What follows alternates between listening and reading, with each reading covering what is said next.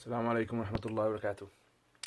So guys, weekend, alhamdulillah, is a time for me to be able to get to do my own things. So usually on weekends I've got to catch up on reading, I've got to maybe do some talks sometimes.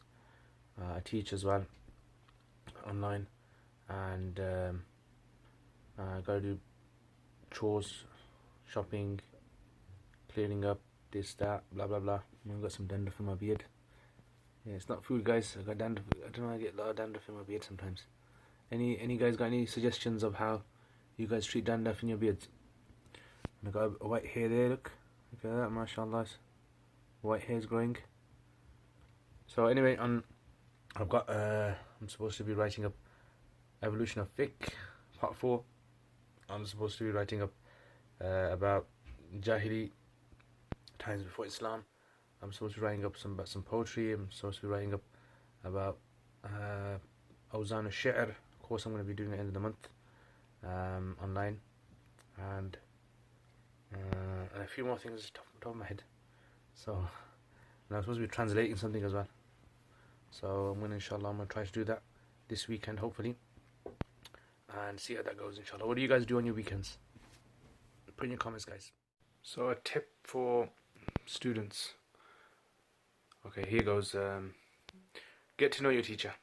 So if you want to study something, if you want to study anything, get to know your teacher, get to understand him in a more informal way. Keep the respect, obviously. Have the respect for your teacher. By all means, show your teacher full respect. However, get to know your teacher a bit better. Sometimes, what happens, sometimes some students, they think that by getting to know the teacher more, they're going to compromise their respect for the teacher. So that doesn't. Remember, respect is in your heart. Respect is not like standing a mile away and not moving when the teacher comes. Respect is that you give the teacher away. Respect is you give the teacher salam. Respect is that you smile to the teacher. These are signs of respect. So the more you get to know your teacher, the more you're going to be able to ask questions. The more you're going to see the softer side of your teacher, the more you're going to feel as though it's easier to emulate him in his knowledge or in his character or whatever.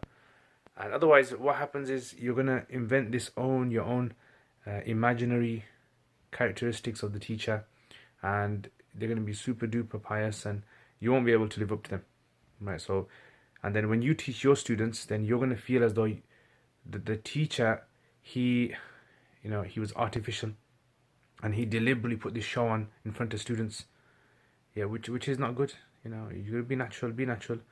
At the same time, have dignity for the knowledge as well. So don't be like roly polies in class or jump up and down and do crazy stuff. Show the knowledge, respect as well. But at the same time, get to know your teacher. Hope that helps, guys. All right, see you guys tomorrow, inshallah. Assalamu alaikum. Okay, so how do you make use of your weekend? So sometimes what happens to me is if I don't plan my weekend properly, it can go to waste. And that's probably something you guys have experienced as well. So how do you benefit from this? Otherwise, what happens is you wake up late, probably end up watching TV, probably end up just sitting around watching YouTube or stuff like that. So what you gotta do basically is you gotta plan from before. So Friday night or in the week, plan this weekend what do I have to cover. So that way what happens is when the Saturday comes or Sunday comes, you know exactly what you need to do. Have a piece of paper, and this is what I do sometimes. I write down, okay, this weekend I've got to do this, I've got to do this, I've got to do that, I've got to do that. 5 or 6 things. And then when the weekend comes, I know exactly where to start. I can, start doing work and as much as I can. I might not do all of it, but I do as much as I can. At the end of it, then I feel as though, alhamdulillah, I've done something this weekend and I haven't wasted it. So try that. Or you can put in the comments, what do you do to make your weekend or make your spare time productive? So these are some of the things that I gotta do.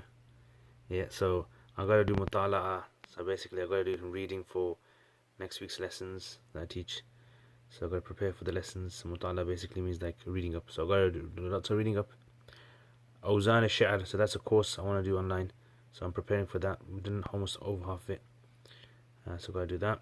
Tibb al-Nabawi is another course I want to do. Preparing for that as well, the prophetic medicine course. Nahu, Arabic grammar. I'm writing finish off my notes on Arabic grammar, the book that I'm writing.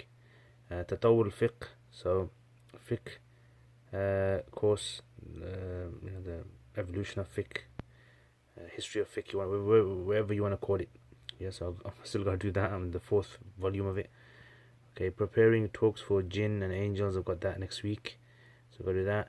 I've got some letters I've got to translate for Sheikh Sudais and some other scholars in Saudi. Someone's asked me to translate them into Arabic, so I've got to do that.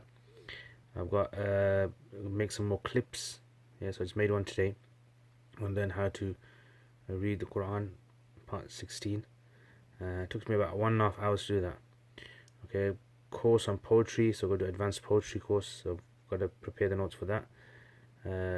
Preparing the notes for Zaman al-Jahili, the Jahili times before Islam, how the Arabs used to live and all of that.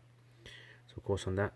Mutala and fiqh and usul, so I usually do mutala and fiqh because I've got to keep up to date with all the masail and everything, so I've got to do regular reading of fiqh and usul.